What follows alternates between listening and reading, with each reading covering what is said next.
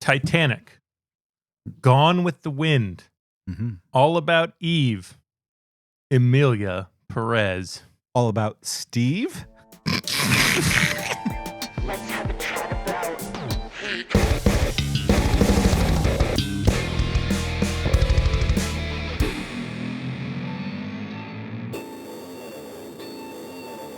Got the purple, wanna talk about it, let it boil over, blow the topic on the shade and speech.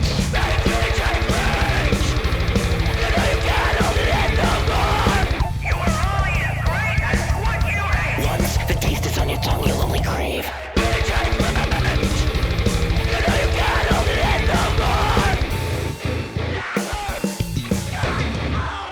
Welcome to our second ever Stormfront. Storm has rolled in. A storm of 13 Oscar nominations. 13 Oscar nominations. That's more than any other movie, right? Like No. Only a few movies have got 14 nominations. Titanic, All About Eve, La La Land. Didn't see it. You haven't seen La La Land? I have not seen La La Land, which I should. As a Whiplash and Babylon lover, I probably should see La La Land, but everything about that seems like it was made for me to hate it. Okay. Much like Emilia Perez. A movie designed to hurt. Yeah, so let's get this out of the way. Even though it's called a Stormfront, we're not Nazis. Yeah, we have to be strong about that stance with Emilia Perez. Yeah, we thought we could reclaim Stormfront. I don't think.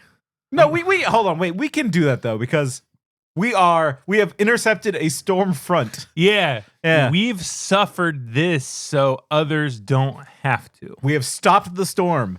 Well, actually, we don't know. It might win Best Picture. It might. Yeah. So we're recording this a little before the Oscars. When are we recording this? You can say. I don't know. Like when are the Oscars? It's like March 1st or 2nd. Okay, so we got a month. We got some time. It's February 3rd. For your consideration to not watch Emilia Perez. Please don't. 0 stars. You and I have watched a lot of movies, a lot of bad movies, a lot of great movies. I seek out bad movies, and not even like the traditionally bad movies. Like, The Room. Have you heard of this little movie called The Room? We unironically both loved Venom: The Last Dance. I'm giving you a chance, sweetie. Say when. When? Just recently, we were talking about how much we loved X-Men Wolverine Origins. And I think that I always learn something about a bad movie. It's like, they were trying to do this when they should have done that. Yeah. And that's entertaining to me. I like that movie experience because it's engaging to my brain. It's like, they really fucked up in these ways. What did you learn from Emilia Perez? It's hard because I don't think that there's a spirit in Emilia Perez. The character, the actress, or the movie. Let me get a little wooey. Wooey? Like enter in some woo. I'm gonna inject some woo. Here we go. Okay. All right, Ric Flair, man, the wrestling episode really stuck with you, huh? Woo! Well, okay, let's talk about The Room, right? So notoriously a bad movie. We can all say it's a bad movie. Or Troll 2. Or Troll 2. I think these things have some stuff in common. You are tearing me apart, Lisa! Oh my God! Wolverine Origins. Yeah. Like you can go down that deep. And the thing I can say about all those movies, at least they kind of had some humanity behind them, right? There was a lot of people who tried a lot of things very hard. Right. Choices were made. Choices were made. And you know what? It didn't all land. Troll 2 had some interesting choices when it came to structure. Yeah. Or makeup. But Emilia Perez feels different. It feels like I'm watching a machine do something. And we should set up Emilia Perez for those that are unaware. Yes. First of all, I envy you. To listen is to accept. Bingo.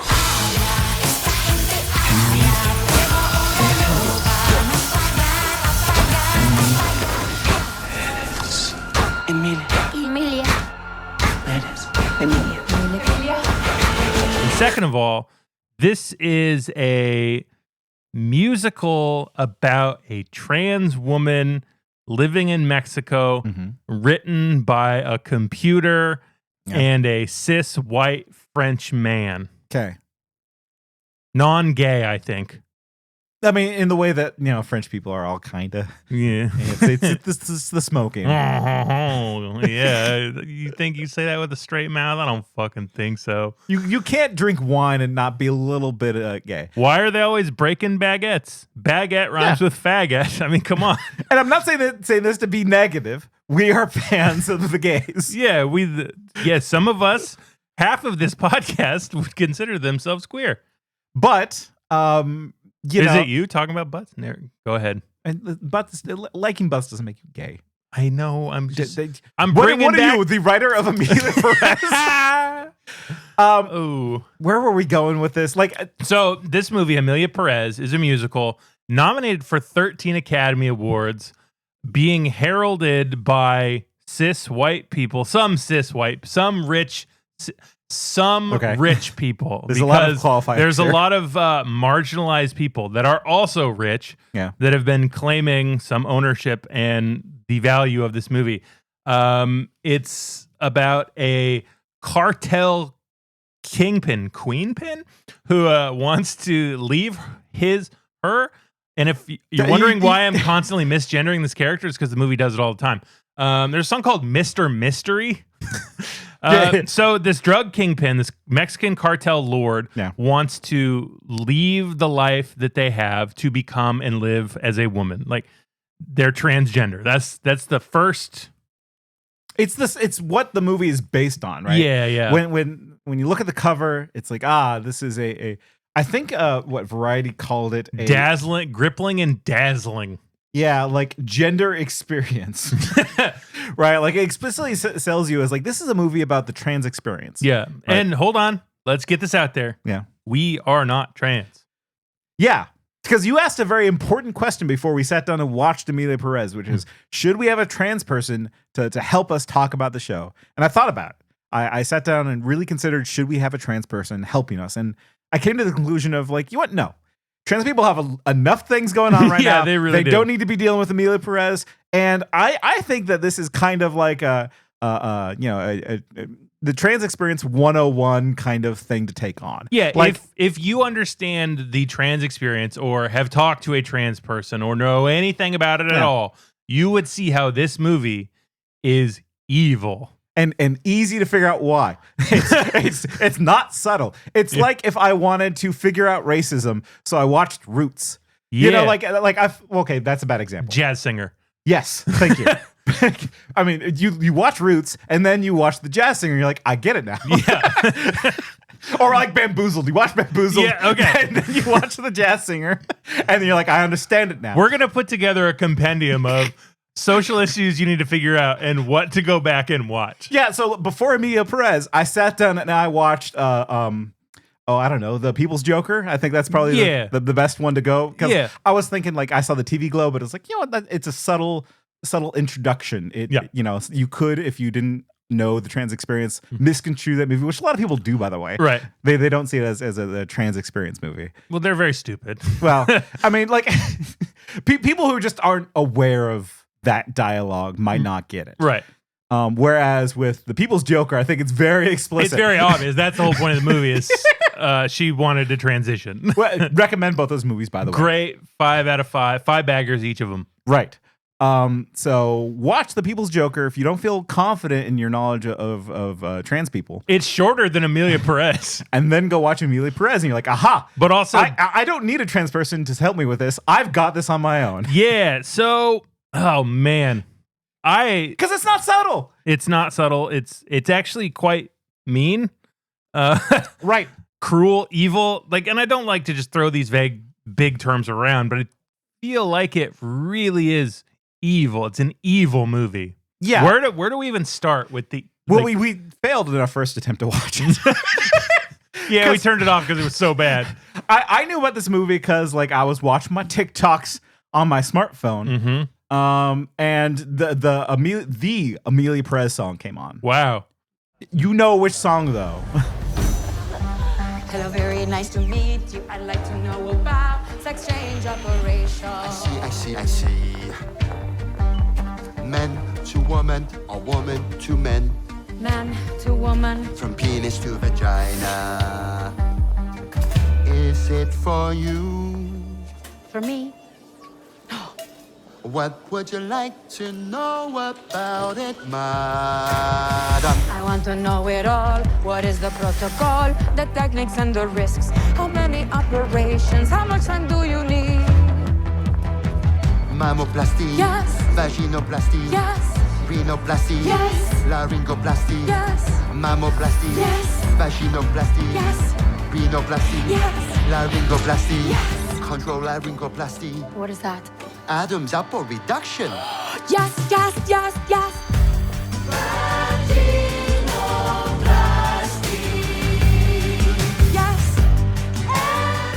Man to woman, woman to man, man to woman, and penis to vagina. Yes. Rhinoplasty. Vaginoplasty. Yes. Yeah, we. Although it's an orchidectomy. That's the first thing you do. Orgiac, yeah. But so I saw this and people were like, what is this movie? And it's nominated for 13 Oscar nominations. Yeah. What the fuck is this movie? And I was like, yeah, that's a good question. Tyler, you want to watch Emilia Perez? Yeah, except I think I said, hey, let's watch Emilia Perez. Right, whatever. Like, we were both tangentially aware of this from our various algorithms. You from TikTok, me from people saying, what is this shit? I'm not going to try to take ownership of who started this. Yeah, this is mutually assured Emilia Perezing. So we tried. We did. And then, like, we watched the first half an hour or so. I thought about it all week, got more and more pissed off about it. Heard a couple things online, saw the main actress's tweets and came back to you. And I said, hey, Nate. And you said, we have to cover Emilia Perez. And I said, we have to cover Emilia Perez. And the reason why we're doing it as a Stormfront, not as a regular episode, because it's just, I need to get it out. Yeah, and we can't watch it again to add we can't. We're not doing the Joker 2 sort of an episode. Yeah, like we're coming at, this is going to be shorter. We're coming at this one from the hip. We hate it. I don't need to do a lot of research because, again, the things that are bad about it are obvious. Yes. So I asked you while we were watching the movie. Yeah. And well, let's start with that main song. Man to woman, penis to vagina. Yes. Mm-hmm. Nate, do you know what Truscum is? Or transmedicalism? I mean, I can take some guesses. Would you want me to take a guess? No. Okay. Let's not. We don't have to. I wouldn't be that off base. We don't have to disrespect trans people anymore. No, this isn't a disrespect. No, it's I like just mean we've already disrespected them by watching Emilia Perez because so many of them have been like, yeah, this is bad representation. Don't even give it the time of day. We watched it, but we voted it down. We gave it a thumbs down. It's the first thing I ever rated on Netflix. It's a thumbs down. So, like, it's not like we're helping it. Yeah. So, transmedicalism is this idea. It's actually an offshoot of turfism, where some people and some trans people believe that transness can only exist if you go the full, like, medical surgical route. You have to have body dysphoria and you have to alter that surgically. You should have let me guess. I was gonna say that. And they get called Truscum. Okay. And you know how I learned this? I see people argue online and they use words I don't understand. Instead of jumping in there and saying, hey, what's that? I look them up independently and form my own thoughts about it. Yeah. I mean, like, I understand. I have not heard that word before, but I understand the argument, right? Which is and I think that's the baseline that people who don't know trans people, who have never even considered the trans experience, they think it's a trans person wants to get surgery, they want to change whatever they have going on to something else, which the 1940s version of what that is. Yes, he chopped his dick off. Which is like the fear. She chopped his dick. She chopped I was taking on the persona. Don't do that. I was taking on the persona of somebody who would have that opinion. Right. And a lot of people, I think their misconceptions about transness and trans people come from that idea that still remains. It's a physicality thing. It is that, like, I want to be a woman and be pretty, not like from an internal aspect, but from an external one. I want to have big tits. And that also has it roots in misogyny, because that essentially boils down to you're only a woman if you are capable of creating babies with your ovaries. Like that's what it all ends back at that. Well, which is the conservative understanding of what a woman is. And also the plot of Emilia Perez. So we're going to be jumping around the plot of Emilia Perez. It doesn't matter. Because like we don't care. It's true. And the movie does that itself. So really, we're not. Yeah, throw out your hot take about how it was written. No. I'm saving that for later. Okay. Because I want to start here. So Emilia Perez gets her gender reassignment surgery. From the leading gay gender surgeon in Tel Aviv, Israel. That's right. Tevye Fiddler on the Roof changes Emilia Perez to a lady. Right. Zoe Deschanel. Saldana. Gamora. Saldana. Guardians of the Galaxy. Yes. She's on a hunt for the best surgeon in gender reassignment. Gender surgeon, yeah. Gender affirming surgery or gender reassignment surgery? They put gender affirming surgery in the movie. Okay. I mean, I think both are fine. I don't know. I don't know what the terms are. It's I'm not gonna trust this movie to do that. Emilia Perez can fucking die, which she does at the end of the movie. Spoilers. Anyways, after she admits she was a pedophile. Spoilers. One thing at a time. Yeah. At least give me that. Okay. So we find this Israeli doctor who first says, boy, I think that you should solve the problems within and get therapy. I wrote the quote down from the start of his song because it's so atrocious. Okay. I only fix the body, bones, and skin, but I will never fix the soul. Okay. So the soul is bad in this case. Well, so here's where a movie takes a big stumble. Someone presents to the surgeon and says, "Hey, I'm transgender. I would like to trans my gender." Okay. The doctor's first response is, "Get therapy." Has he started hormone therapy yet? Yes, When? 2 years ago. Any medical issues since? Somatic, psychiatric?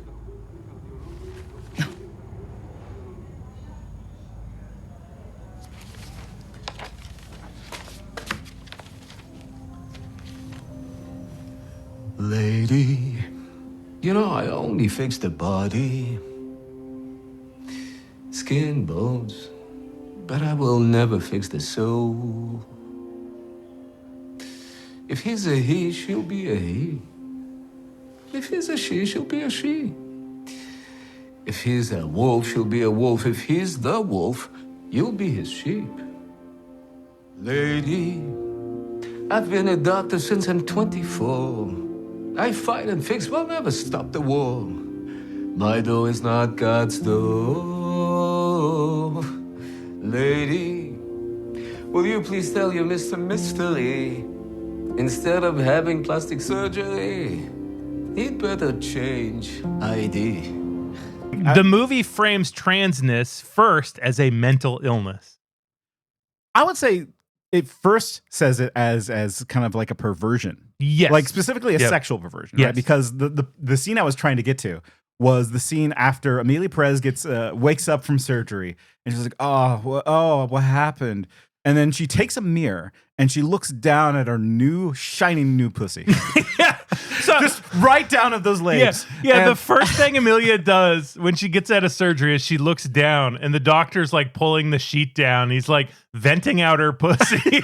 And he's like, yeah, nice work. I did that. Yeah. We're making it sound better than it is because it is not that fun. No, it's medical.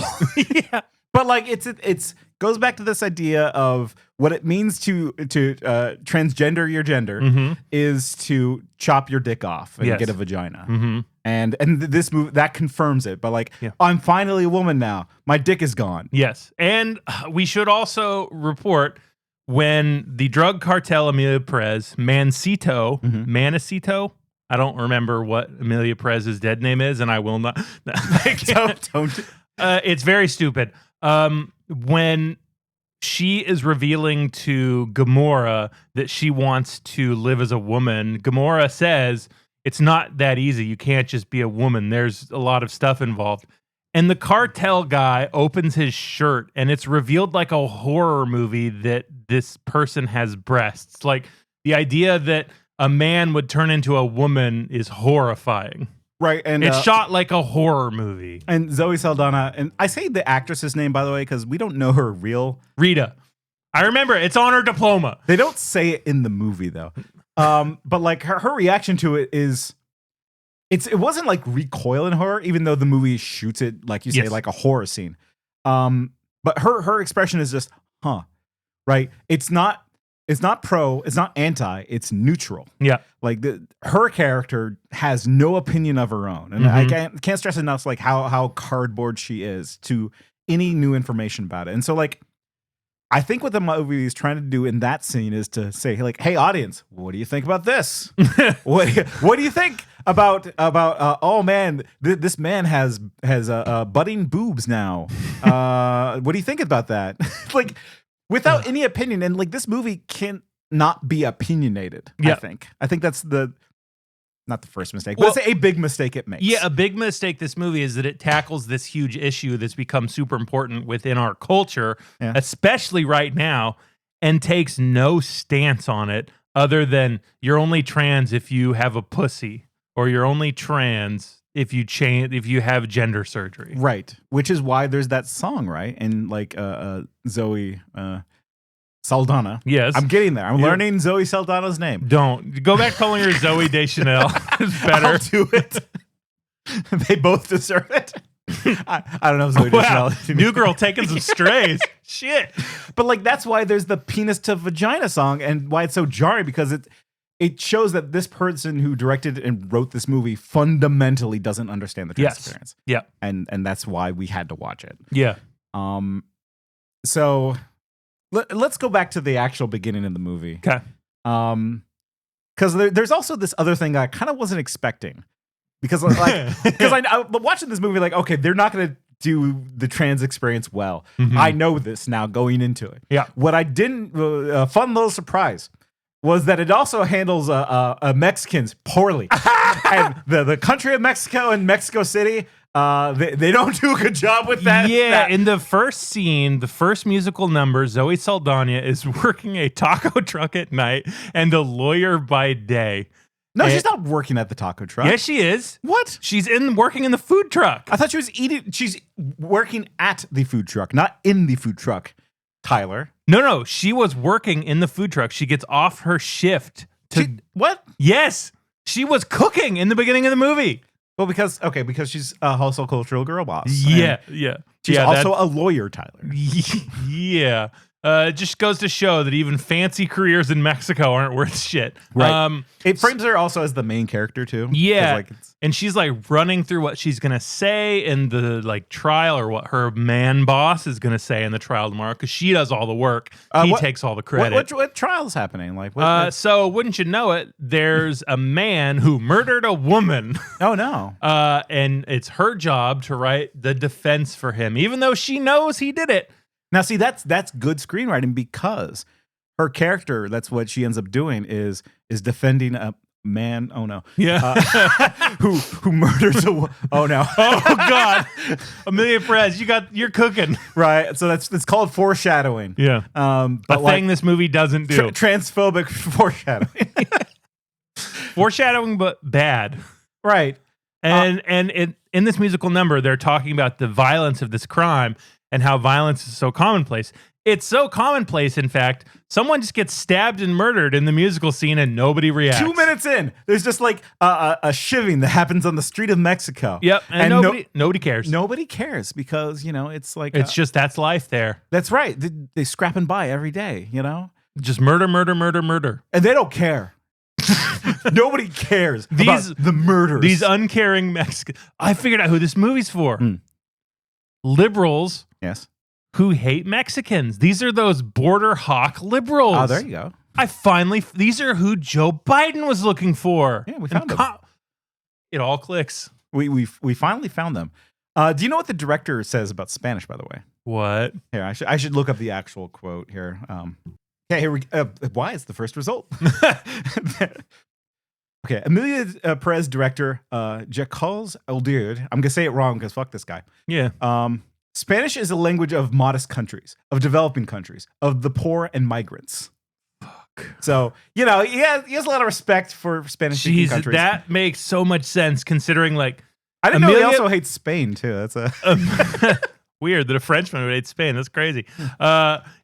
So Emilia Perez, when she transitions and comes back, starts an NGO, and the walls are like half painted. It looks like a dingy dump. And we just kept saying, "Oh yeah, that's just how Mexico looks."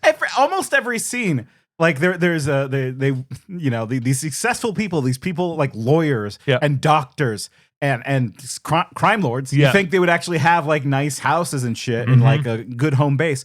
No, the crime headquarters is like in the middle of the desert. Yeah, it's like Mad Max, like circling the wagons. They've got all their trucks out, like they're having a cookout. Right, like I'm honestly surprised that there wasn't like a lowrider like driving by. It's like, is it it's that racist? It's that racist, right? And like what is it? Zoe Deschanel's got it right first office, like you said, like it's this dingy slum. Yeah, like every scene, like, you know, it looks like all the sets in City of God, the favelas in Brazil, right? And then also like even the introduction scene, like is, you know, like this kind of like night market thing. It's sweaty, like it's lit horribly. All the like food carts, they don't have like modern signage. Instead, they have like tacos 90 cents, like scrawled on cardboard. Yeah, when it's like. I'm not the master of Mexico City. I've never been there myself. But from what I understand, it is just like any other modern city. Yeah, they probably have cell phones. Yeah, like it's like what? It's not like every part of. I'm sure there's a slum in Mexico City, just like there's a slum in New York. Yeah, you know. But like most of the city isn't like that. Most of the city is just like cafes and like you know. We have Jolobies. No, that's more of a South American thing. But like McDonald's. Yeah, like you didn't see a single McDonald's in Mexico City. That's what two white Americans wanted from Emilia Perez. One McDonald's. Where's McDonald's? Where's Burger? But like you would find a McDonald's in Mexico because it's a city. There would be signs that it's a city. Yeah. And that there are people there that aren't just like, it's all like factory workers and criminals. And like no models too. Like all of the extras are like the most grizzled Mexicans you've ever seen. Yeah. Like, and I'm being glib and making a joke, but it's true. The French director looks like he went and got central casting down at Home Depot and said, "Hop in my truck." Which, like, we keep on saying this, that I wish movies had like more real people. Yeah. You know, people with like, you know, acne scars and stuff like that. But like, you know, Mexico City is like, again, a modern city. You would find attractive people in Mexico City. Yeah. And you don't have to also make interesting looking people stand there dead face in the crowd and stare forward. Like, right. And which represents the musical aspects of it, because I think we should talk about the music. Yeah, because you're probably wondering, Tyler, musical theater guy, does this succeed? Oh, like look who's doing the whole degree thing, huh? You have film degree. Yeah, I didn't say it this time. You should have. I held back. Look, we both have our things. Yours is movies, mine's musicals. Wait, hold on. You also are into movies. Yeah, you're also into musicals. Man, we're just a couple of Ouroboroses over here tangled up. I don't want that. I'm not fan of that. It's like the Anaconda 2 snake orgy bit. Yes, I like that. There's a good bad movie. But no, it fails fundamentally as a musical. The first musical scene is shot in a very tight mid shot. Yeah. Where there's like people dancing in the background, but you can't see it. It's focused on Zoe Saldana doing like hand stuff from Hamilton. Like voguing poorly. Yes. And it's not the only time she does that in the movie. Well, because I think she can't dance. Probably. Which is a problem for a musical. You need to know how to dance. But like people are lifting chairs and dancing with chairs, but it's like going out of focus because the camera remains so tight on Zoe Saldana. It's like, why block this entire street if you're not going to show it? Is it like Buzzley Berkeley, the musical person? Fuck, I don't know, man. It's late. No, come on. I've had a fever. What you think it like if it was shot anything like Bob Fosse would have done it? Yeah. Or hell, even the movie about Bob Fosse. All that jazz. Yeah. It would have been fucking incredible. Take any of the fucking like juice from Cabaret. It's But like I'm thinking more of the camera movements of those movies, right? Is that like Emilia Perez when it does its camera movements is very locked in, right? Like it's on rails, probably because it's literally on rails. Yeah, but like like the intro musical number, which should be your strongest number. It's all it is just pulling back. It just pulls back a little bit, and it doesn't reveal anything new like you would normally do when you're pulling back from a shot to widen things out a little bit. You would reveal more information, but no, it's just all the actors just kind of crowd in more and closer and closer and closer, and it's not a musical. It's like that you're being sung at, and there is a way to do this effectively, and I hate to do this with a non-musical in a movie you haven't seen, but I think some of our audience may recognize this. Smile 2.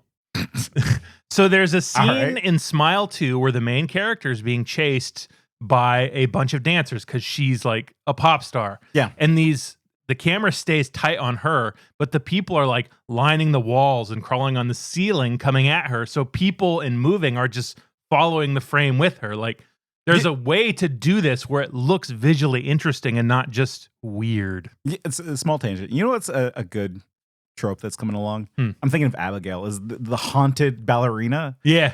But like these dancers don't do that because it wouldn't represent the griminess, the filthiness. Yeah. The pre-French Revolution Mexico City. Like they can't be too happy, they can't be too springy. So instead the musical style that they have to adopt is stomp. Yeah, Stomp and Hamilton. Like we have found trash and we're making music with trash.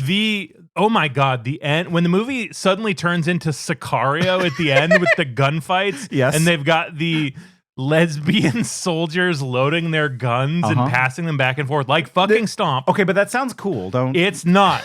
We are making it sound cooler than it is because it looks like dog shit. But we saw what they were trying to do and failing. Like, okay, if you're not familiar with Stomp, I feel like I just need to, is like they take everyday objects and they make a percussion.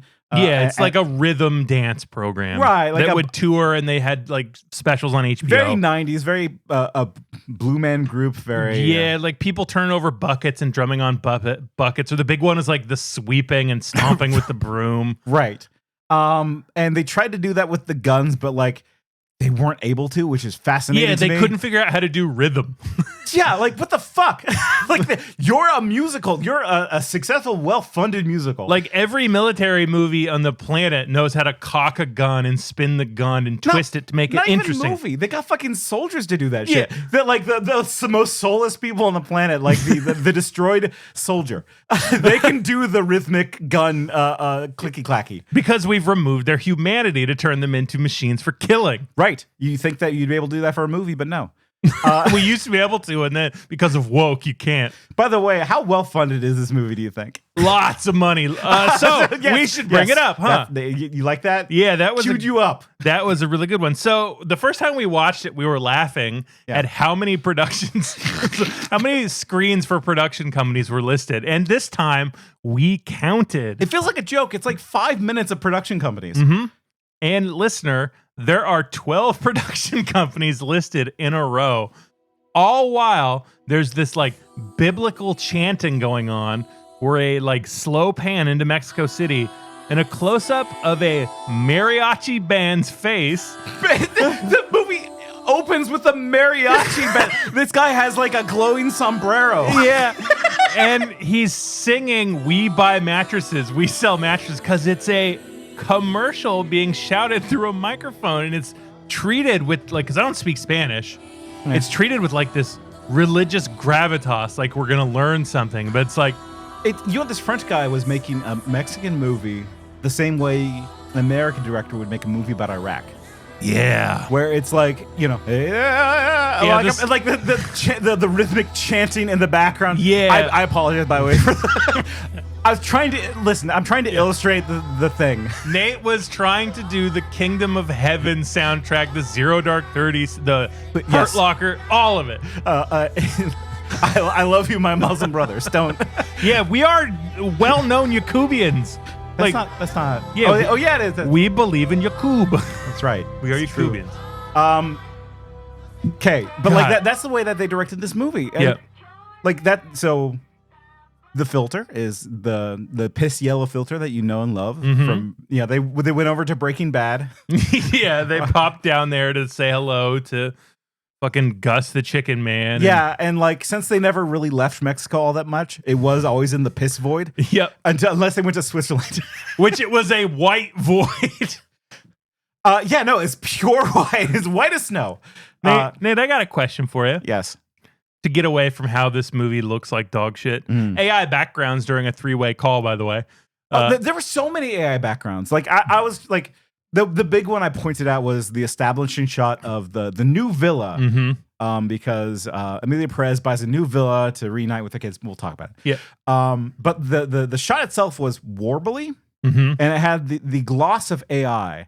And like, we're not idiots. We have eyes. Everyone has eyes. Everyone can point to a shot and know that it's an AI shot. And what always keys me off is how short the scenes are. Mm-hmm. Because you can't have a long extended AI scene because it doesn't really do much. It can't be static. It has to keep generating and moving. And if somebody walks by, they'll turn into an orb. So like you gotta nice tight cuts. Yeah, it's filled with AI, and also the AI was used to. It wasn't just auto-tune for Emilia Perez's voice. Do you know what they did? Well, her Spanish too, right? Like, Well, that was Zoe Saldana's, but does she speak Spanish before? Like, I think she does. I think so, but it's very bad from what I understand. But the AI I want to bring up is so much more egregious, and it's the same thing with The Brutalist. I didn't realize how it worked until I looked it up. Okay. And this like Respeecher company that does vocal AI stuff, like, 'cause I thought, oh, autotune, we've been doing that for 100 years, whatever. No. They took a well-known pop star and blended her voice with Emilia Perez's, and that's how they get the singing voice. They Hitsano Miku'd her. Yes. Do you know? Yeah, the Hitsano little okay. blue-haired anime freak. Hello, everyone. I'm Scott, president of Domino's Pizza. Have you heard of Hatsune Miku? Today, I'd like to announce a new collaborative project featuring Hatsune Miku. Domino's app featuring Hatsune Miku. Hatsune Miku exists in a software called Vocaloid. Although that's different. That's a Vocaloid, which is a synthetic being that was created. They're like, no, what they just like Googled like None of those words were in the Bible, and I fucking hate you, and I hate that I understood part of it. return.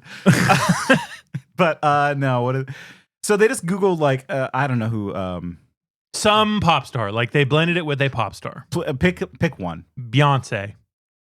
Okay, they picked, Chapel Roan, because she just won her Grammy last night. Congrats, Chapel Roan. No, she's thanked trans people. We can't bring her down with this. No, well, okay. Maybe she was corrupted by the influence of This movie is hot to go in the trash. Yeah, don't throw it in the trash. Trying to finish Emilia Perez. Good luck, babe. Oh man, watching Emilia Perez feels like someone hit me with a pink pony club. How many Chapel Roan things do you want me to do? How far can you go? I don't want to do any more. I just read in my notes Conclave and the Hunter. That's not the note. We were going towards the thing with AI. Yes, I know. So that was the AI use. And you want to do your hot take? Yeah, we can talk about the hot. Okay, so this movie, critics like it. Yes. I mean, well, the Academy likes it. So let's start with so like how they paid enough money to get a lot of votes because that's how the Academy kind of works. Well, I'd say like halvesy from what I understand, right? Because the Academy opened up its doors a bit more this last couple of years to more foreign Academy voters. DEI. Right? Because from what I understand, that's right. Because of woke. Because of woke. That's why. Well, Emilia Perez. So, like, but no, really though, they opened their doors because they want the Academy to be more international, which is fine, sure. Yeah, good idea. And so as a result, this respected filmmaker says, I'm making a movie, and more people have voted in for Emilia Perez. And we don't know why. I think half of it was funding, half of it was connections, because like this is a well-connected director, right? People liked his Plus, work. it debuted on Netflix. It did, and Netflix has a certain pull about it. So there's the Netflix connection, the director's connection, and then the buy-in from AI. Because there is a huge push for AI, right? Is that where you're going with this? Well, I mean, I was leading into it. So yes, my theory is that, that this is an AI-funded movie. In the same way that like, you know, the Brutalist used AI when it really didn't need to. So the Brutalist used AI because the accents were wrong from what's his face. Yeah, Adrian Brody and the other one. I don't know. We haven't seen it yet. I kind of took a hard stance and canceled our Brutalist date because I was like, no AI. Yeah. And this movie, like, it uses AI both like visually, it uses it in auto tunes, and I also believe now that I've seen the movie that it was written, or at the very least the treatment was written. I'm sure like an actual scriptwriter came in and fixed it because like you know, an AI script can never really get human speech down. But like, have you ever experienced like what is your level of AI experimentation? So honestly, not like I don't know how to get to Chat GPT. I don't know how to get. I honestly don't. I've never used any of that. Like I've put stuff into a computer and it will puke out a bad image at me. I've done that a few times. That's it. I don't know how many dicks did you generate. It wouldn't generate dicks. I got there too late. But when I when I typed in communist RoboCop, it kind of crapped something back out at me. Yeah, not good. I was like, well, this is for idiots. I feel like communist RoboCop would disapprove of your use of AI. I agree. But like, you know, I there are some useful applications for AI when I'm writing something soulless and meaningless, aka a business email. I will like, I don't even know how to find that. Like ChatGPT, could you write me like a nonsense email real quick? Do you just Google that? Like, I'm honestly asking. I do not know how to find it. There's a couple ways you can go to the website. Okay. You know, ChatGPT, OpenAI. You can go to the website and it'll spit it out to you. Okay. And that's how I do it for cover letters as well because I think those are soulless and nobody reads them. They're just looking for keywords. And so like anytime I'm writing something that is not me, ChatGPT is a useful thing for that. And at the beginning I was like, okay, what can you do, baby? Write me a script. And the script I wrote was write me a story about Josh Groban, a time traveling Josh Groban who came to sweep me off. It was a romance novel because that would be funny to have Josh Groban romance novel. And the one thing that it'd be funny to fall in love with Josh Groban, huh? It would be funny if he came through a portal and whisked me off my feet and said, let's go. But the one thing that I noticed about this story that it wrote for me, and other stories, like read an AI story, I think, if you're curious, because it doesn't tell an entire story, it tells scenes, right? It says like, okay, because write me a introduction to a book about Josh Groban where he whisks me off his feet and sends me into a time portal. It does that.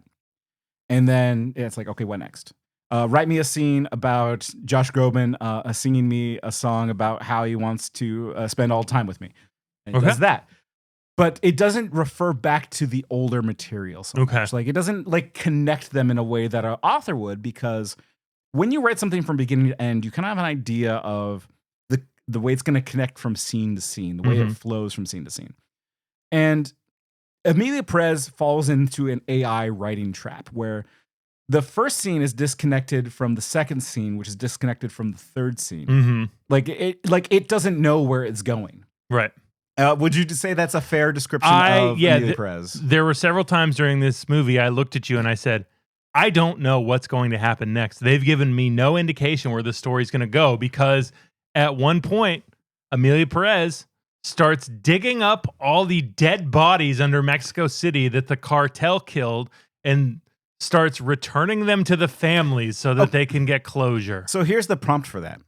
Emilia Perez is feeling guilty about her past life of crime, and she digs up, she finds victims of crime and redeems them.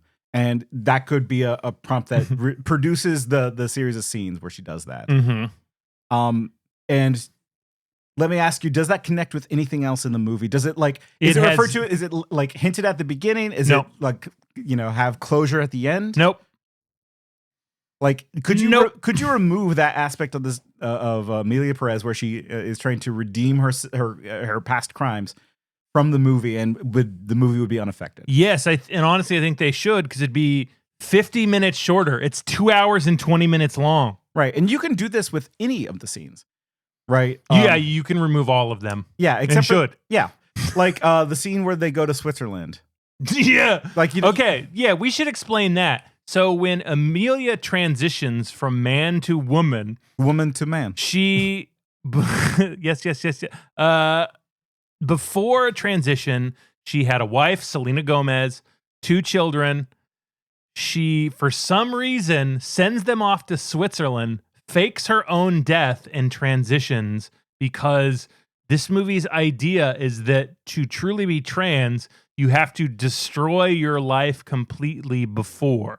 Yeah, which, like, like it's like they read like a news article about the trans experience. Like, oh, dead names mean that you kill your old self. Okay, so, and it's like there is a certain aspect of the trans experience where you get rejected by your family and like tossed out and hurt, but potentially not all. Not all. But that's nowhere explored in this movie because there's never really the scene until the final 2 minutes when Emilia Perez reveals to Selena Gomez right before they explode in a car that she was her ex-husband. Right.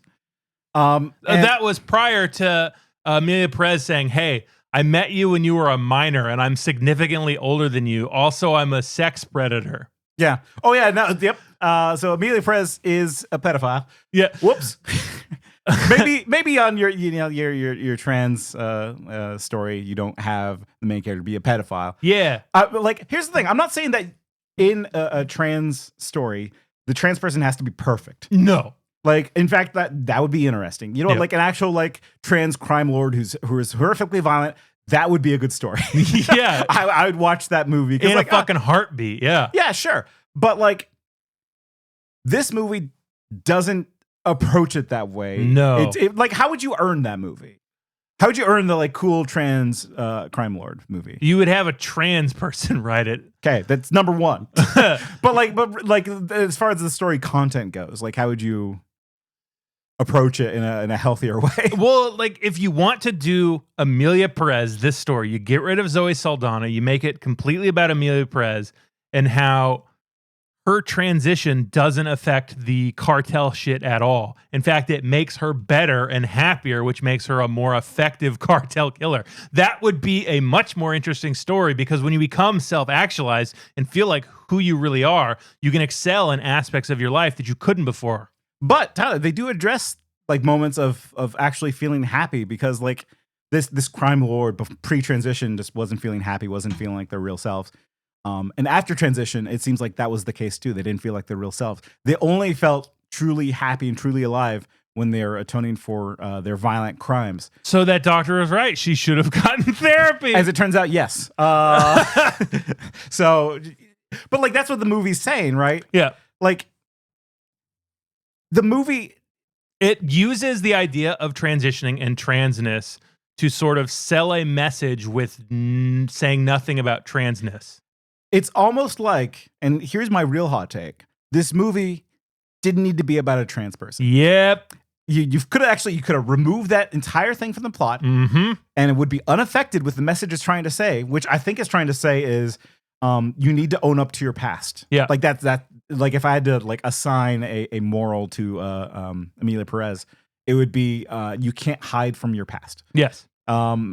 You know, which is probably the wrong message to use when you want your story to be about being transgender. Right. It's like this French guy is trying to say, I'm going to use your dead name and here's why, because you can't hide from your past. Like that feels like what he's trying to say. Yeah. Like I don't know if he's like, well, actually I do know, right? Because that's what the movie's about. It's unabashedly about like how Emilia Perez has made a mistake. Yes. About transitioning throughout the entire one, because like the moments of happiness for Emilia Perez weren't about like becoming a woman and owning up to your true self. In fact, the one person that has a self-affirming moment of I truly understand myself is Emilia Perez's ex-wife. Yeah, Selena Gomez, where she's at the karaoke club and she's like, I'm now who I'm meant to be. I'm now a free woman. And it's because she found a good man, I guess. Yeah, like she sings this song about being who she is despite the consequences. It may tear her life apart, but she gets to be who she wants to be. Finally, she can be free.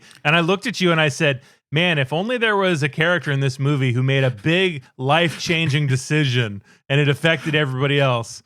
Yeah, almost, right? Yeah, that's so crazy. And like, again, I'm not saying that you can't have a trans villain. Right. But People's Joker. Yeah, that's right. The People's Joker does have a trans villain. Like, you know, but like it's handled in a way that a lot of these like let's talk about other Oscar nominees that have kind of fucked up in the same way this movie fucked up. The Green Book, you ever, or like The Help. I don't think that won, but it was like a nominee. Or all of these kind of like Oscar baity movies where it removes humanity for the sake of a sad story. Yeah, or it takes some sort of real life, strong, awful issue like racism, in the case of Green Book, or Crash.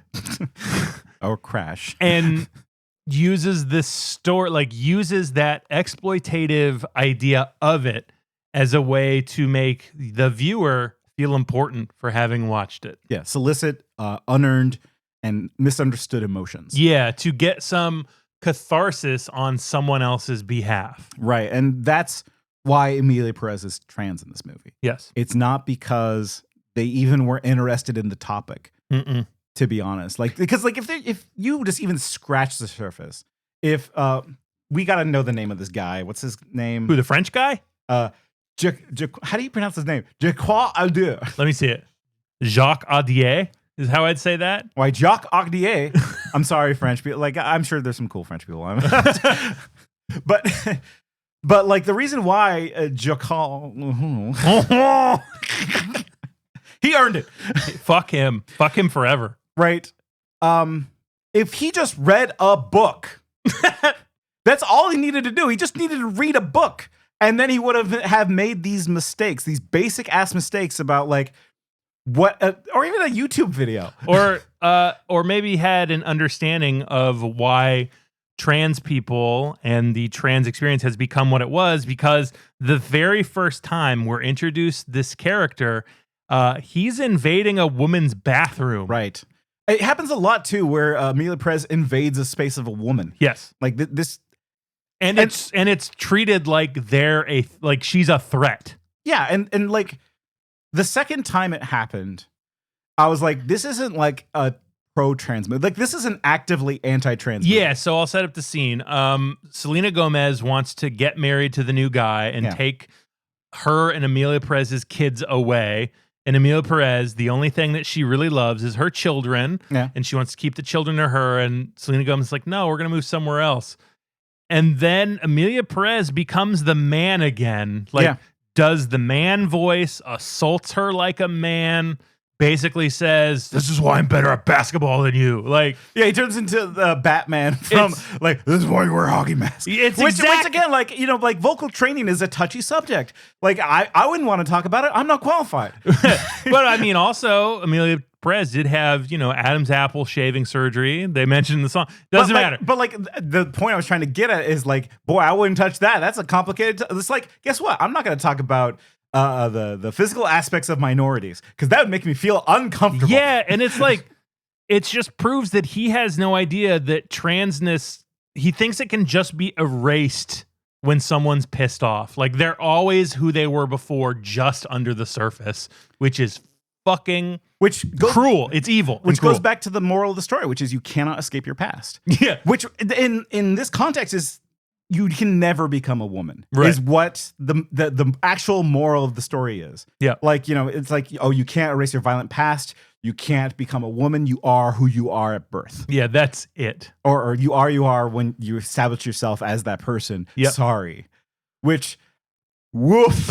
Yeah. Like, this is your trans hero, Emilia Perez? Well, like, because we have to stop treating it like this is a movie that actually wanted to support trans people. It's not. It's a movie that actively wanted to victimize trans people. Yeah. Not even on a, like a, we did a whoopsie. I've done whoopsie daisies before in my past. Like, you know, and like, whoopsie daisy is not like I murdered somebody. We've established whoopsie daisies. Whoopsie daisy on this podcast means like, no, but like, you know, I remember the first time I you know, heard people give pronouns, and I was like, oh, okay, I've never heard that. That's weird. which was my reaction, and like, as someone who just, like, you know, this is my first experience at college, so it's like, oh, that's weird, you know, and like I look back on that like, oh, you know, okay, I shouldn't have thought that was weird. Right. I should have been more accepting at the time. You know, but like I've grown and changed. This movie, though, didn't learn that lesson. It learned the other lesson that people do when they want to become transphobic, which is that, like, oh, it's sad that they have this mental illness. Yeah. And nothing can ever fix it. And nothing can ever fix it because they can never become a woman. Because honestly, this movie is just a musical version of that, Prager University movie. What is a Woman? What is a Woman? What's that guy's name? Matthew Walsh. Matthew Walsh. It's the musical version of that movie. It's the liberals' What is a Woman? And I'm not even exaggerating. No, I think that it is the most anti-trans movie, the most damaging trans movie I've seen in a long while because it is coded. It's liberal coded. Yeah. Because liberals are going to watch this and say this is inspiring. It's inspiring that this violent woman realized that she was a man. Like, no, really, it really is. Yeah. And it's like, holy shit! And this might win Best Picture. Yeah, you know what it made me think of this week. And sorry, it's a little dated, but do you know the account Democrat Wins? No.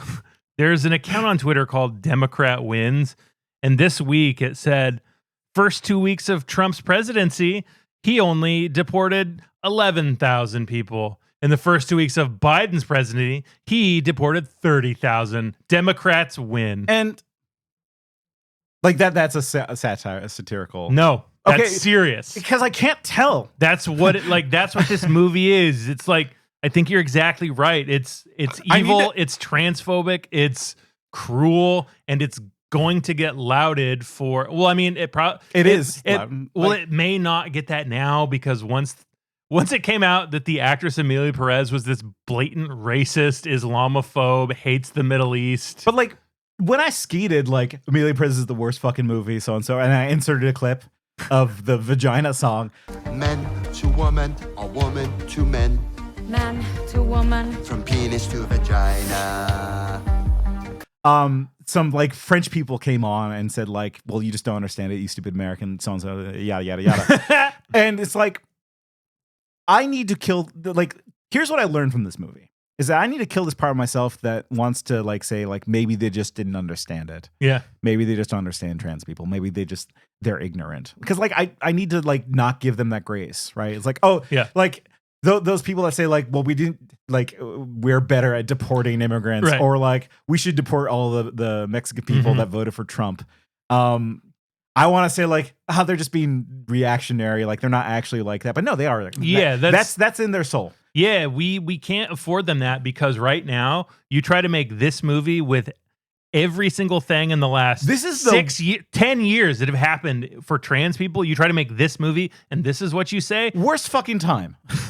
This movie could not have come out at a worse time.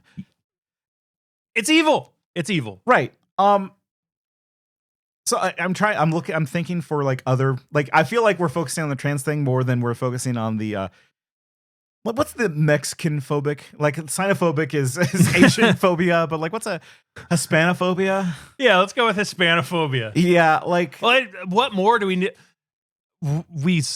Like, it's racist, like racist. And this is coming from people who live in Oregon. We know our racism.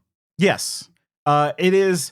Wow, these workers sure have a rich inner life, kind of, or like these poor workers have a rich inner life. These like, God, what did I write?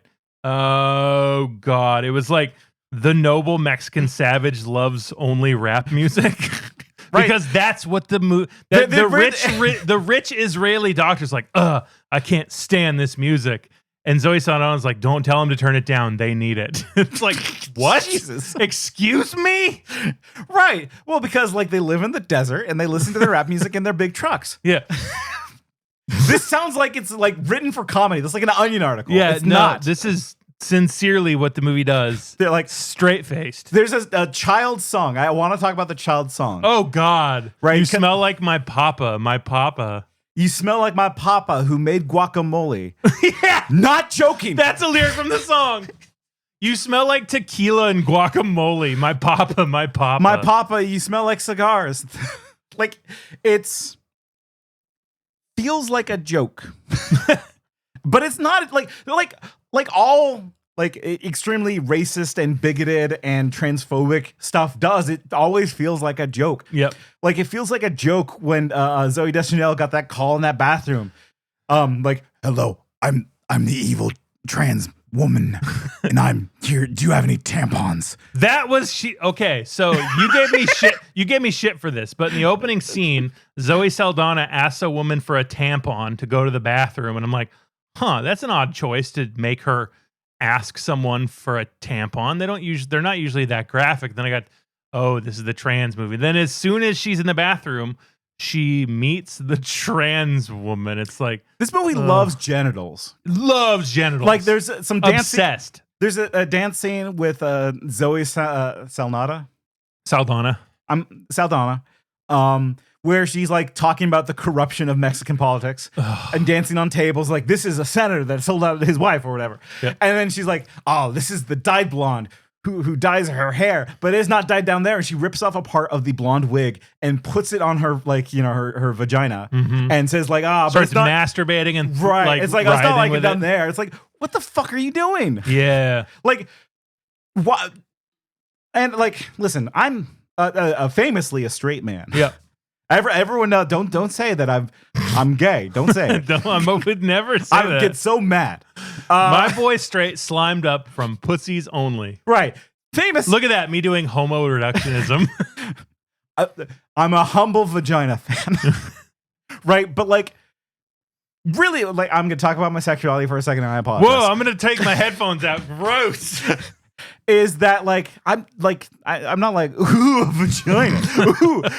That's what makes you a lady. is the give me that clam. Like, no, that's not how sexuality works, dog. It doesn't. Yeah, that's why it's gross, isn't it? Because people don't talk like that. Dudes are not obsessed with vaginas. I'm sorry, they're not. Let me ask you this: you're in the dark. You're pounding on that clam. I hate it. You're pounding on the clam. Nate, I hate it so hard. You're pounding on the clam, Nate style. You're about to give it the club sauce. Lights come on. That clam's hooked to a dude. What do you do? Well, okay. Like I need to picture a dude. Let's picture the dude. Okay. Dude. Adrian Brody. Okay. It's hooked to Adrian Brody. I would not. Like, oh no. Wrong. Because, like, wrong. You pay them a living wage. I mean, like my honest reaction would be oh no. Like I not like a gross or get mad or something. It'd be like I thought I was because like I'm attracted to the woman figure, not necessarily the genitals. Right. Like that's the kind of thing I'm going for. You're attracted to femmes. Yes. Okay. That is correct. Right. I wouldn't be like, oh, gross, blah blah, and just like the scene from Ace Ventura. I wouldn't be doing that, right? It'd be like this is my attraction style. I'm sorry, like that's legitimately my reaction, and like I think that's a healthy reaction, right? I think it's one where you understand yourself, yeah. Right? Like I mean, you're right. That's a healthy for me reaction, right? Whereas like you wouldn't be like, oh, get my dick out, you faggot. Well, like if I was in junior high, like I would have the unhealthy reaction probably, where like because I felt like I would need to like push hard against it, so nobody called me gay in junior high. I don't know why I picked junior high, but like but this French director, I feel like still has this reaction, like because that's why he's so obsessed with penis to vagina. Yeah. Because he doesn't understand it any other way. He's like, I'm going to do a French accent. I love it. Okay. You see, I do not understand why you would want to chop off a penis. You will never, you only will attract a man by tricking them. I don't know, he's Russian now. Which the movie does paint trans women, Emilia Perez specifically, as tricksters. Constantly. Right, as soon as we get introduced to Emilia Perez, the woman, 4 years later, the first thing she does is trick Zoe Deschanel into thinking that she's a woman, not like, hey, do you remember me? I've talked to you, helped me in this transition. No, instead I'm gonna like have a fun trick and talk to you like I don't know you. Which was what I said felt like what a cis person thinks a trans person's fantasy is. Yeah, it's like the inception of transphobia is happening there. Right, not like pure trans panic, but the next one is pure trans panic, where she looks over to this guy, winks at him, and he's like, ooh, and like it cuts to Zoe Deschanel, like, oh, you're lying, but. I say you're lying as a person who has a healthy mindset. If I was a transphobe, I would be like, oh, what an evil person. And it's something I realized watching this movie was that if I watched this from a different mindset, I would think it's a great movie. Like where like which is true of any movie, but like let me expand. Like if I was watching this from I don't know if I could walk this one with you, Nate. If I was watching this movie from a perspective of a transphobic man, I'd be like, I would understand the movie completely. Like, oh, of course she tricked that guy. Like, you know, he's just a pervert who wants to trick men into sleeping with him. Mm-hmm. It's this whole thing. It's the like paradox of trans women specifically, and I'm not going to talk about trans men because that's not what this movie's about. The movie doesn't talk like even acknowledge it. Which crazy. That's kind of what happens to trans men. That's nuts. Trans women very routinely are abused, beaten, killed. Sure. It's crazy how much they are still sought out as a sex object, but routinely have their identity ripped away. Like those like trans sexual assaults, that's kind of what, like they're still objectified and dehumanized in ways that others are not. Yeah. And this is this movie clapping along saying, yeah, that's really how it is. They are demons inside tricking men. It's still very much a first season of Always Sunny in Philadelphia. Yep. You know. Yeah. I don't know why. Well, that's true. They deserve to be shot at for that first season. There's that one. Yeah, the first episode's the N-word episode. They've grown. Yeah.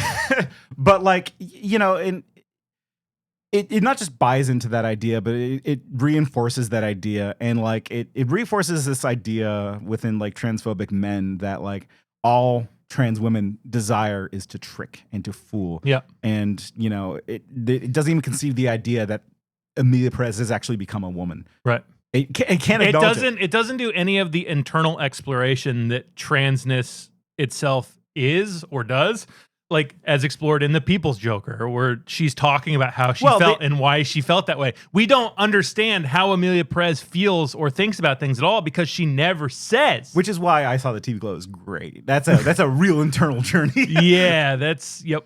But like I'm saying this as well, we're both cis white men. Mm-hmm. Like, you know, it's like this is just my base. By the way, I also open it up to be corrected. This is yeah. And if you're trans and you've listened this far, congrats. I'll send you money. Yeah. Well, direct reparations now. I mean, like I think like it's nice to have just the fellas here, just the cis fellas. Yeah, we're not calling out cis people. We're calling them in. No. And calling them out. No, it is more of just like a, you know, we have to share the load, guys. Yeah. We can't just like lean on people who are have lived experiences to talk about this shit all the time. Yeah, we kind of have to own up to it, which I think why I agreed with you. We needed to talk about this. Right. And if we show our asses on a couple of things, hey, you know what? Like, I'm willing to be wrong. Completely wrong. Yeah, I would love to be wrong. I approach all this shit in the best faith I can. You love to be wrong, huh? I love it. I try to stay up on like trans healthcare issues like medicines because I feel like that's my job as a healthcare guy.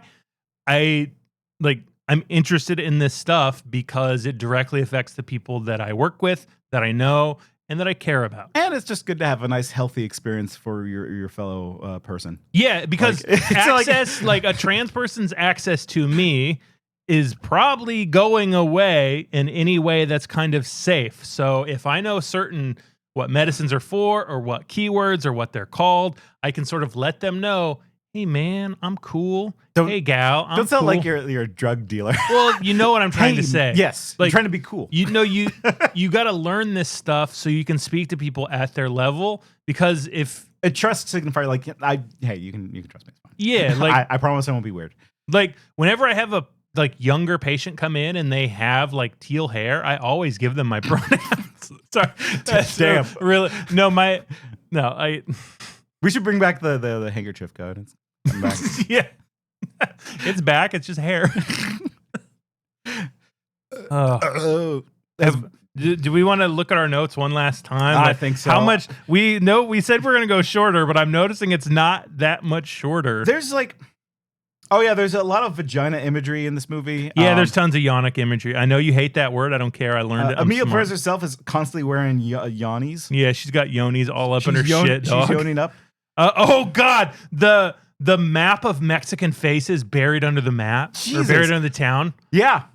Oh Like- my God. This movie, like the whole like middle third and a half of this movie, so I guess 50% of the movie is about how Emilia Perez is like reuniting dead people with their families.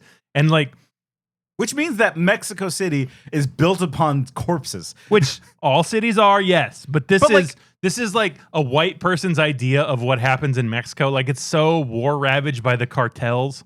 I mean, like, if this movie was set in Africa, you can picture it. If this movie was set in, I don't know, China, you could picture it.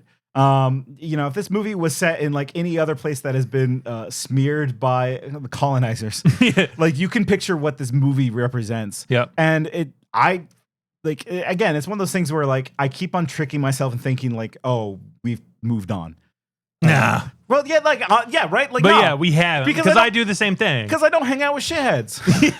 And so, like, by not hanging out with shitheads, I kind of forget these arguments exist or these viewpoints exist. Racism is alive and well. As it turns out, yeah. It's thriving. Oh, man, racists are eating these days. Yeah, they're chowing down. Let's see. All child interactions in this movie feel like an inappropriate relationship. Yep. Like the relationship with his kids, like, there's a story to be told there. I'm like that should be told that you actually don't see very often, which is like, okay, when somebody transitions, how does that affect the family life? Well, turns out it doesn't because you never tell them and then you just go die. You just move on. And then you turn into like a weird child kidnapper at the end. No, yeah, really. You do, yeah. Yeah, you turn into like, it's worse that Emilia Perez is an abusive spouse. Like abusive both in the like, the pedophilic way. Sorry, ebiphilic. Oh, I'm sorry. No, they were children. Like because Selena Gomez was 17 when they met. Oh, right. That, yeah. That one. And like, so like, okay, that's bad. And also like, Emilia Perez beats Selena Gomez in that scene. And also not Selena Gomez, Emilia Perez, after she, flirts with this recent rape victim. Yeah. I'm sorry. Like Epiphania. Like she comes in and she's like, is this person dead? And, Emilia's, yes, this person's dead. And she starts laughing like, yay, I'm free from domestic violence. Yeah. And she lists out in gross details about like all the things that this monster did to her. And then immediately, right after Emilia Perez learns this information, she's like, hey, you want to hook up? Yeah, they even get lesbians wrong. Like, it's like they think that lesbians are created because men are abusive to them. They get one thing right about lesbians, which is that the way they flirt with each other is by showing each other weapons. Yeah, okay, that's absolutely right. That's the one. Because like no, really, like that's exactly what happens. Yeah, Epiphania like flashes her like knife that she brought. So at the start of the scene, she opens a knife and puts it in her purse. I was like, oh, this is a cartel coming to kill Emilia Perez, who's making life bad for the cartel. Which that plot point never happens or follows through to anything. The cartel is like actually like a side point. We forget about the cartel. Yeah, they're gone after the first two scenes. Written by AI, doesn't remember it. Gone. So she comes in there, it's like, oh yeah, she's gonna get stabbed. She's like, no, my husband beat and raped me, did all these things. Oh, I even brought this knife because I was gonna kill him if it was a lie. And Emilia Perez is like, yeah, check out my gat. It's like, oh shit, you like violence too? Yeah. Not just a gat, a full giant desert eagle that she pulls out from her pants. Yeah, like it's not even like in a holster. She does like right in the crotch zone. Yep, which is symbolism. Well, she's got a holster there now to hold the gun. Right. This movie loves genitalia. Crazy. Can't get enough of it. Hungry for it. Just like you, the clam. I don't like that. Why? I would like it's not that I'm grossed out by vagina. I'm just saying like it's not the feature that like I'm most attracted to. All right, what do we got else? I like when you get in there, you open them up. I'm trying to see how uncomfortable I can make it. I can expound further. Ladies out there, hi. And you're like with someone and you shove your shit in there and they're like, ooh. But like I'm your not shit's in me. I'm not thinking about that hot vagina. I'm thinking about the person because I'm a human. Yeah. Oh yeah, there's the half him, half her song. Oh God, that's right. Half in, half out, half there, half gone. Jesus, like it, and this is towards the end of the movie when she's long transitioned. Like she's lived this way for like 5-6 years. Yeah, and she's like, "Am I a woman? Am I a man?" It's like, which I mean, sure, a lot of trans people can like question their trans like. It's a lifelong thing. Not this movie. But not this movie. Because it's not built up in any sort of way. It's like comes out of nowhere. Just like comes out of like a rocket. Like you do when you hit that clam. Why are you coming back? I'm sorry Tyler, I've been trying to get away from the clam, but I keep on coming back. My boy making clam chowder tonight. You know what I'm saying? You push on the belly, it spills out everywhere. I now hate the clam. I'm making my boy gay. It's not the attraction of the penis; it's the rejection of the vagina. You see. Mm-hmm. That's how you force a fella to be gay. Oh, that's how. I'm taking notes. I'm growing. Clarify. I don't hate the vagina. No, I'm big clam fan. Me down with Yoni. Me down with Yoni. I hate myself now. Call my guy Mo the way he's filling that Red Bull with clam chowder. All you Florence, Oregon people. I hate all of this. All right, what else do we got here? I don't know, man. It's genuinely evil. It's not even interesting in a funny way. Like, it's not racist in a funny way. No, like, I feel like I watched... Some of the songs are just like Hamilton word salad, like Mr. Mystery. I'll bring it back. I feel like I watched The Jazz Singer. Like, but like, for the trans people's jazz singer. Like, we've all, like... Except, I mean... You and I have taken film classes. And we've, as well we should in these film classes, had to go back and watch racist movies. Yeah. Right? And I think you should. We had to watch Song of the South. We had to watch like all these fucking like and then what was I can't believe I'm blanking on this. The Klan movie. The right oh God. Not Intolerance. The one before Intolerance. What's pre-Intolerance? This is embarrassing. Oh, this is embarrassing because they remade it a few years ago. No. I'm gonna burn my degree. What it was. Look, it's late. We just watched Emilia Perez. No, I'm sorry. I'm going to pretend that I knew it all along. It's coming to me. It's coming to me. This isn't... my brain's cooked. I shit 60 times in 2 days. There's no excuse for you. Birth of a Nation. I remembered it. I didn't have to look. It was Birth of a Nation. Yeah, it was. It was Birth of a Nation. We did it. But like, okay, like, so... Returning back to my original point, now how much our brains are fucking roasted. Don't cut a second of that. Nope. Just like that long side. No, I've been cutting silence. Okay, back to my original point. Mm-hmm. Now I want honestly. Yep. Like you've seen Birth of a Nation. Yeah. I've seen Birth of a Nation. Is this Birth of a Nation? Yeah. It's almost worse. Because at least... Birth of a Nation is pretty bad, Tyler. Well, do you remember the Congress scene? Yes, I do. So maybe not say it's worse. It's not worse. Like it's in that as evil, I'd say. It's a modern form of the same old evil that's always been around. It's hate. I would fully expect that 50 years from now, when people are in film classes, they watch Birth of a Nation and they follow it with Emilia Perez. Oh man, that's... And I'm not joking with that. I hope. Hold on, wait. The way the world's going, actually. I hope. If my grandchildren, they yearn for Emilia Perez and Birth of a Nation. Oh no. And but like really though, like if the world actually, turns good, we're doing the good ending for the world. It would be taught in those film classes. Like, I'm not exaggerating. It's that bad. Yeah, it's if you are a film student, it is important to watch Emilia Perez. If you are a student of film, not even officially, right? Like, right. Watch it. Yeah, study it. Like, watch it. Give it a good, thorough watch. Don't revisit it because your brain will start to try and pick up on things that are not Make there. sure you're in a good mental health space because it will like kind of hurt. Actually. It does. It sucks. Like, it feels really bad to watch. Like, we've made our jokes. Like, we've been clam hounds this whole episode. I can't include myself in your hobbies? Is this where you go in the middle of the day? No, don't include yourself in my clam hobbies. No, but it takes a toll on your soul. Like it does. It's the banality of evil. It's like it's this whole like he's so transphobic and he doesn't even know. Yeah. Like, you know, I don't think he hates trans people, but I think that he kind of thinks that they're broken. Yeah, he's made the trans medicalist Truscum Manifesto is what he's made. Right. And he's just one step away, one angry toot away from that being like, you know, actually, I'm going to write this book about a trans murderer. Yeah, like, you drop this in the wrong Groyper Discord and you got people shooting up gender clinics like it's nobody's business. Yeah. Which will probably start happening. Right. And the only way for him to pull up is to make Intolerance. He needs to make the I'm Sorry movie.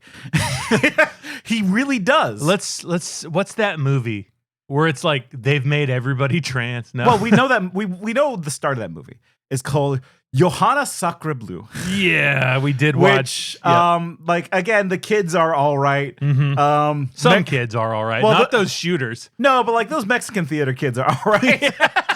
Which they're Mexican theater kids. Come on. Yeah, all of the characters having ratatouilles. So Johanna Sacre Bleu is the Mexican YouTube equivalent of what Emilia Perez is. Yeah, some Mexican theater students saw this and thought, fuck this racist transphobic shit. We're going to make the exact same thing about France as a comedy. Right. And it's like a half an hour short on YouTube. It's set in France and they keep on zooming in on trash bags, eating baguettes, and they're all like wearing They're all mimes. They're like wearing striped shirts, drinking wine. They have curly mustaches.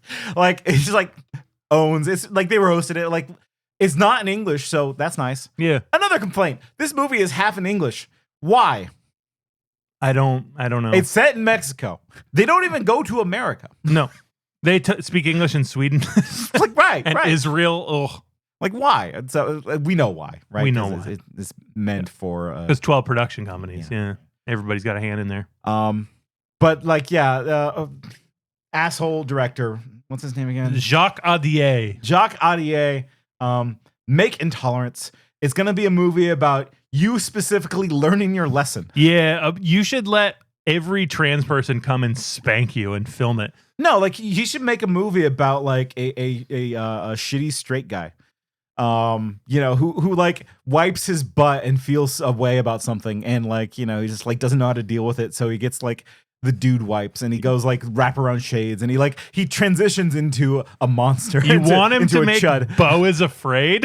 That's what you just described, and it rocks. Okay, yeah, I think I do that. Beau is Afraid. 5-bagger. Right. I mean, like it needs to like be about a sad, lonely man that will like can't interrogate the human experience at all, and so he pushes it down as hard as possible. And a side story with the birth of Jesus Christ, also an Intolerance, and the side story of Camelot and King Arthur, also an Intolerance. We have King Arthur. He like wipes his butt too hard and feels a certain way about things, and that's why he started the Crusades. Yeah. So, all right, let me ask you this as the final question. Okay.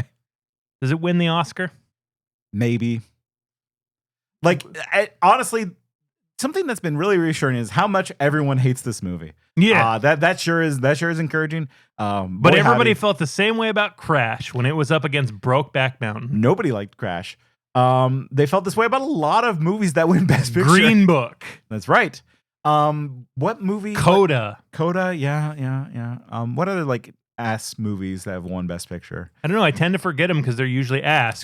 I'm not an Oscars guy because like I know that it's just like recent a few years back I gave my all and I watched every Best Picture movie before the Oscars. I was like, all right, I'm gonna put my film guy head on. I'm gonna watch every Oscar nominated movie for Best Picture and I'm gonna call it right away because I'm so smart and I'm so good, and that's why I know Triangle of Sadness is gonna win Best Picture. Didn't win a fucking thing. Yeah, no.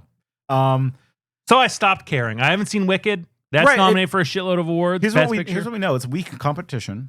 Yeah, Conclave. Like I haven't seen Conclave, but it was going. It probably is fine, I'm sure. And like movies that won't win because I know the Oscars. Like Wicked's not going to win. I'm sorry. Yeah. I haven't. I do want to watch Wicked, but it's not going to win because it's not an Oscar movie. Right. Same with Dune Part 2. Yeah. Yeah, that's not winning the Oscar, buddy. And like, so like when you look at the list of like contenders, you're like, oh no. It's Conclave versus Emilia Perez. It kind of is. and maybe The Brutalist, but like maybe it's just we don't know. I haven't seen The Brutalist, but like we are not the people do not have a choice. It's The Brutalist. We used to have the people's choice. Now we don't got that no more. Yeah, because of woke. Because of woke. So now all we get is the Oscars, and the Oscars is not a democratic system. It is a democratic republic where and we don't have to get too much into that because we are going to explore it in our episode about the Oscars, which is coming. That is correct. Out. But like the point is, it's not like you or I or the people that watch movies that get to have a say in these. It's the people that talk about movies that are in the industry. Yeah, the people who pay to vote. Like it's all like production companies and famous people and like marketing firms. Right. That's and so like going back to the AI angle, if this is a movie that got here because of its integration with AI, because AI needs to justify its existence, you know, and so like, hey, if it's this or The Brutalist, if an AI tool helped win a movie win Best Picture, don't you want to use AI? Look how great AI is. There's no winning for anybody. Yeah, I mean, so like, and Emilia Perez uses AI. You know, like I hypothesized it helped write the script, but it's confirmed that it helped do the music. Yeah. Because Zoe Deschanel cannot sing. Right. It's Saldana. It's bad. I think it's gonna win. Like if I'm putting money down, I think I'd probably still give it to The Brutalist because it's got that sheen of like intellectual Oscar. Yeah, and it's also like, and since Emilia Perez has been eating shit so hard with like the racism from the lead actress, she had to delete her Twitter.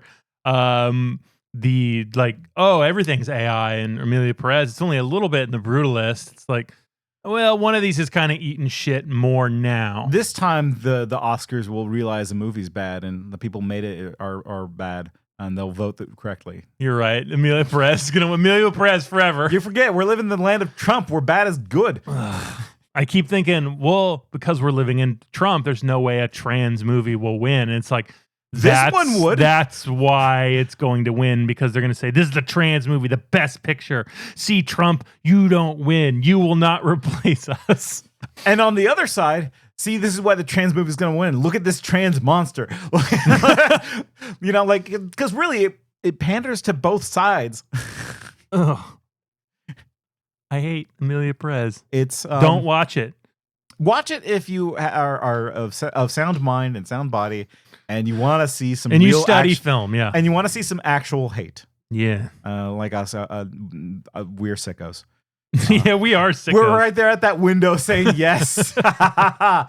And then, but this time we felt bad the whole time. There was not a ha ha ha yes. You know, like hey, if we're both connoisseurs of trash, and sometimes we get in too deep in something. Yeah. Sometimes we go a little bit too far in, and we're like, oh no, we've done too much. You know, that just happens. That's the name of the game. You know, that's this. If you're chasing those thrills, sometimes you just go a little bit too far and you break your leg. You know, or like, you know, have your eye gouged out. Or sometimes you admit you're a pedophile and then you drive off a cliff and explode with your ex-wife and her new boyfriend, like Emilia Perez. Trapped in the trunk. That's how she dies. Trapped in the trunk and explodes. She gets shoved into a trunk, and then like all of a sudden, Selena Gomez is like, no, that's my husband. Right. Like, she doesn't love the woman, Emilia Perez. She loves the man. She's like, that's Manitas, my husband. Let him out of the trunk or I'll kill you. He's like, no, I'd rather crash the car. This movie sucks dick, dog. Bye. Derogatory. Bye.